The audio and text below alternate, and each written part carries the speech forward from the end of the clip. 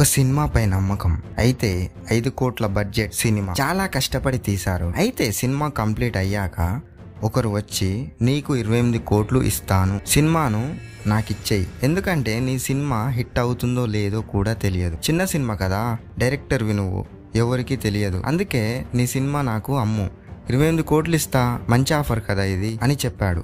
కానీ ఆఫర్ వద్దనుకొని వదిలేశాడు. బికాస్ నాకు నా సినిమా హిట్ అవుతుందని నమ్మకం. ఇంతకు ఆ సినిమా ఏంటి అంటారా?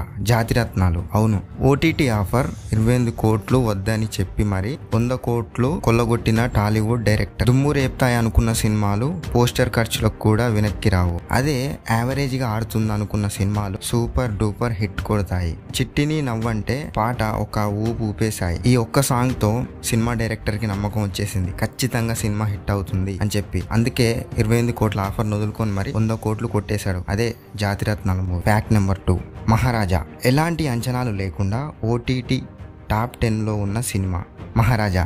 విజయ్ సేతుపతి సోలో హీరోగా టాలీవుడ్ లో మొదటి డబ్బింగ్ సక్సెస్ ఇదే అని చెప్పొచ్చు. ప్రపంచవ్యాప్తంగా అన్ని లాంగ్వేజెస్ లో 100 కోట్ల గ్రాస్ ని దాటేసింది. ఇప్పుడు దర్శకుడు నితిలన్ స్వామినాథన్ తర్వాత సినిమాకు రెడీగా ఉన్నాడు. టైటిల్ పేరు మహారాణిగా పెట్టినట్టు సమాచారం. ఈ సినిమా టైటిల్ కోసం నయనతారను అడిగారట, కానీ సరిగ్గా రెస్పాండ్ కానట్టు తెలుస్తుంది. ఎందుకంటే నయనతార గతంలో ఇలాంటి ఫీమేల్ క్యారెక్టర్స్ ఉన్న సినిమాలు డోరా, నైత్రికన్ లాంటివి చాలానే చేసింది. అవి అనుకున్నంత విజయం సాధించలేదు. కాబట్టి నయనతార కొంచెం ఆలోచిస్తుంది.